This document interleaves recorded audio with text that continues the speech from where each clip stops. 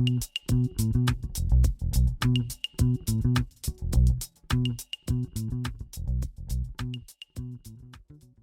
you know that 88% of Americans are metabolically unhealthy? The CDC tells us now that 1 in 10 Americans have diabetes and 1 in 3 have prediabetes. And what's even more shocking is that 80% of those people don't even know it. I'm Dr. Jerry Duggar, and in this episode, we're going to unpack what's going on here. We're going to figure out what we've done to get ourselves in this mess, and more importantly, what we need to do to get ourselves out of it. So let's talk a little bit about diabetes, both type 1 and type 2. So what's the difference? Type 1 diabetes was previously known as insulin-dependent diabetes or juvenile diabetes. That's a condition that is an autoimmune disease where the body's immune system is attacking specific cells inside of the pancreas that produce insulin. You can imagine that if we can't produce insulin at all, it has a massively negative impact on our health. And this is a situation where people need to take insulin in the form of medication for the rest of their life. Now, the topic of autoimmunity is a huge topic. It's something we'll have to take up in a future episode. So today I want to focus most of our attention on type 2 diabetes. Now, we used to call type 2 diabetes adult onset diabetes or non-insulin dependent diabetes. But this is a process that develops over several years of imbalanced blood sugar, and that causes the body to develop something called insulin resistance. And unfortunately, we're starting to see type 2 diabetes in younger and younger people. So that's why we don't really call it adult onset anymore, because it can happen in younger folks. So when our cells stop responding to the effects of insulin, we can't get the glucose that's floating around in our blood inside of our cells to burn for energy. And as a result, the blood sugar kind of keeps going higher and higher. And then the body produces more and more insulin to force the cells to take up this glucose, and eventually it just can't keep up. And so blood sugar levels start to climb higher and higher. Because this process is time dependent, we usually see this show up more in middle age. So 40, 50 years old. But like I said, it's happening younger and younger. Lifestyle factors have a huge impact on the development and the severity of type 2 diabetes symptoms. And insulin is not always needed to treat this. There are ways that we can shift the diet and shift the lifestyle to reverse this process, something that wasn't even considered several years ago. And that's what we're going to dive into next. So now, who's dealing with blood sugar issues? A lot of people. I mentioned 1 in 3 are probably on the road or already have prediabetes. So what would be a sign that you might notice? Well, one is that you tend to ride a blood sugar roller coaster all day long. It looks like somebody who is kind of hangry or irritable or shaky if they don't eat enough, or they feel like they can't get going until they have some sugar or caffeine in the morning. And then they usually get a big burst of energy, and then a few hours later they start to feel their energy crashing, and then they start snacking on other sugar-laden products or have high glycemic foods for lunch, and they're just kind of riding this wave of blood sugar throughout the day. That's a really early indicator of somebody whose blood sugar is out of control. We call that reactive hypoglycemia, and so that's something you want to watch out for. Now, conversely, when we eat a healthy whole food diet that is low in sugar and contains plenty of fiber and protein and healthy fats, it's relatively easy to stay full and satiated and resist the temptation to constantly be snacking on high sugar, high carbohydrate foods. But once we start to rely on those sugary substances, man, it makes it really, really difficult. So definitely our diet sets us up for a problem. But what about other things that you might not be thinking of? What about the role of stress? Now, stress can work in a very similar way to a sugary snack, because when we're under stress, our body releases a hormone called cortisol. And cortisol actually drives our blood sugar levels higher, which in turn creates a demand for insulin to be produced. And now we're on the same pathway that we were with eating a high glycemic food. So we've got to watch our stress and understand how that plays a role. What about caffeine? Studies have also shown that coffee and caffeine drives our insulin levels up and causes our cells to become resistant or insensitive to insulin. So that makes that afternoon coffee with your donut even doubly bad. We're sitting at work or in traffic and we're whatever, and we're eating, drinking a Coke and, having some M&Ms. I mean, these are all the wrong sorts of triggers to be sending to our body. So what does this look like? I already mentioned kind of that roller coaster ride of energy throughout the day, but it can also be like frank mood swings, people who, are high and low mood all day. And here's the other thing. When this becomes chronic, instead of just a mood swing, we actually get into states of chronic mood problems like depression and anxiety, and even behavioral issues like attention deficit or hyperactivity. And if you're dealing with any of these quote unquote mental health issues, you have to look at your blood sugar and how your body and your neurotransmitters and your hormones are working. Okay, so it also shows up as carbohydrate cravings. It's another frustrating irony that as the high blood sugar leads to more and more cravings for more sugar, further adding to this negative spiral.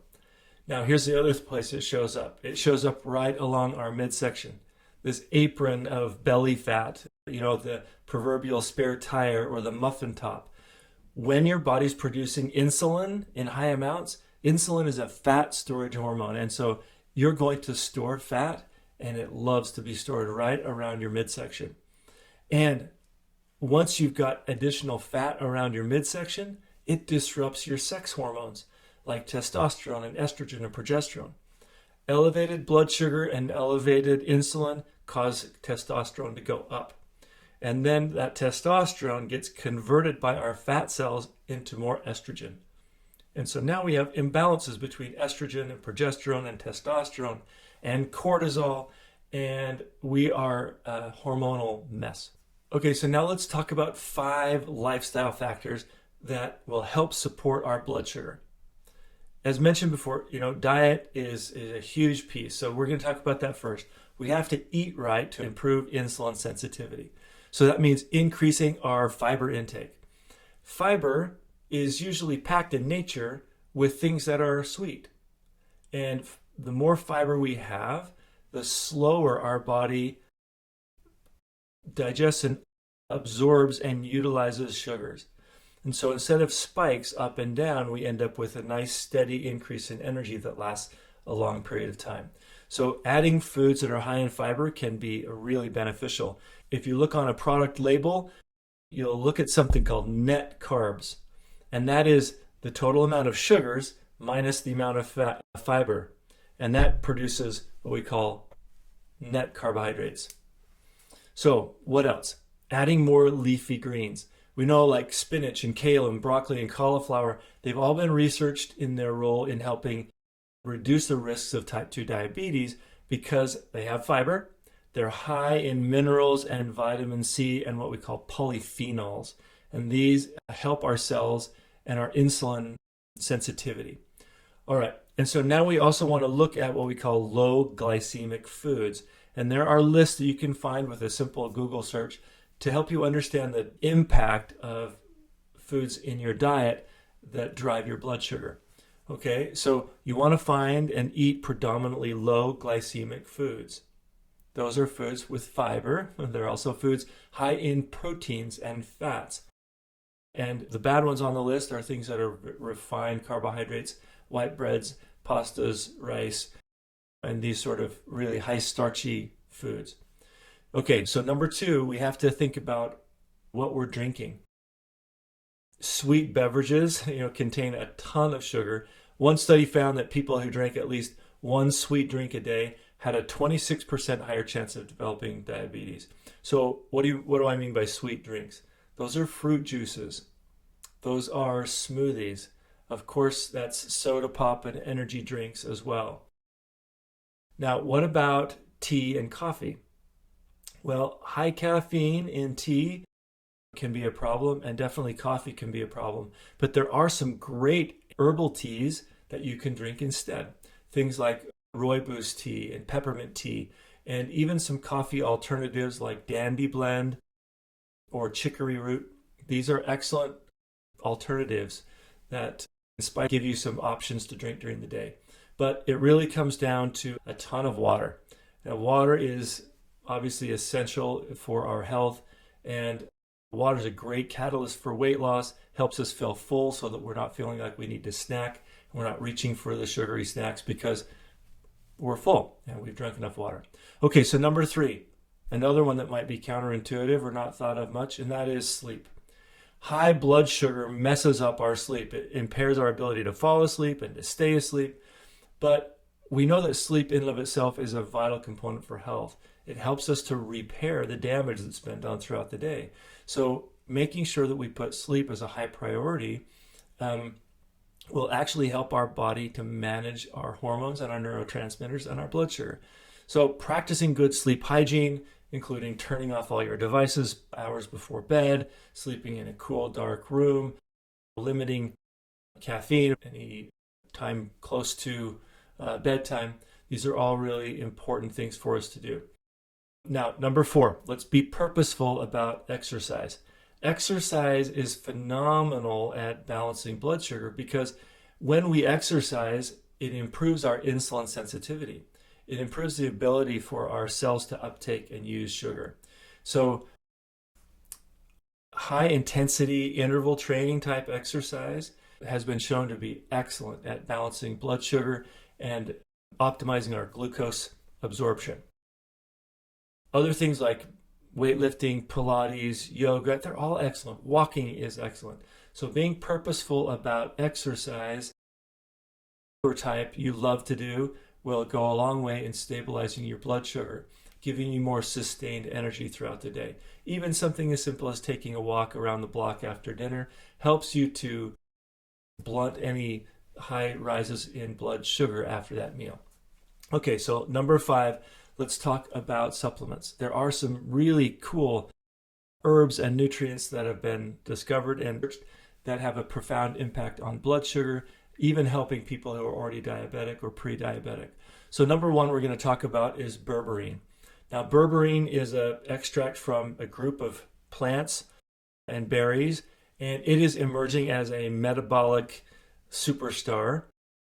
It has been shown to improve insulin sensitivity, to lower blood sugar, lower bad cholesterol, lower bad blood fats like triglycerides, and lower blood pressure. And it reduces inflammation and reduces insulin resistance. So berberine is awesome.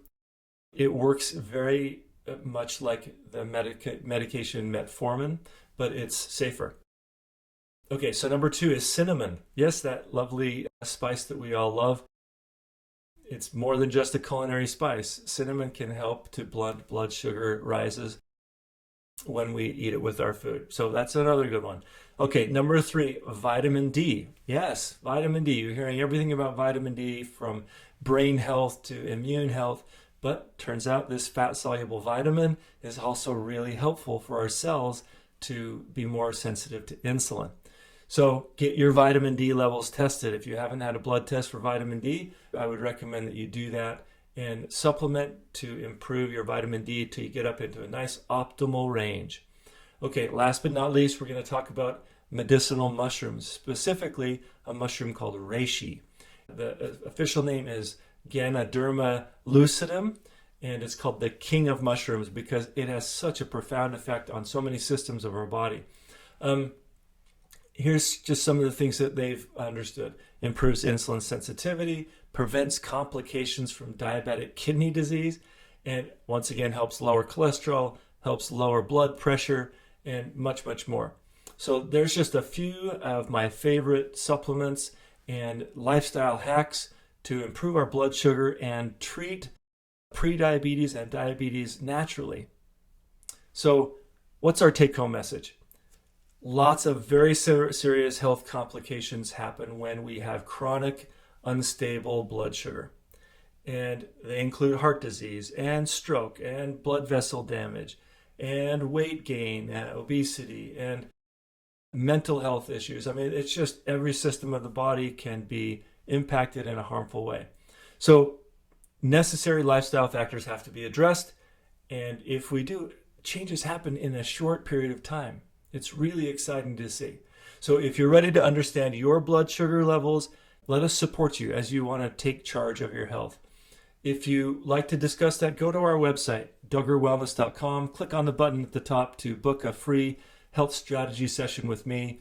We'll talk about your latest lab tests and your lifestyle factors, and let's see if we can find an approach that takes a very holistic look at your whole health and helps you rebuild the health from the ground up. Okay, so remember, if you like this content, make sure that you like, subscribe, and share a review. That's all for today, so remember to be well.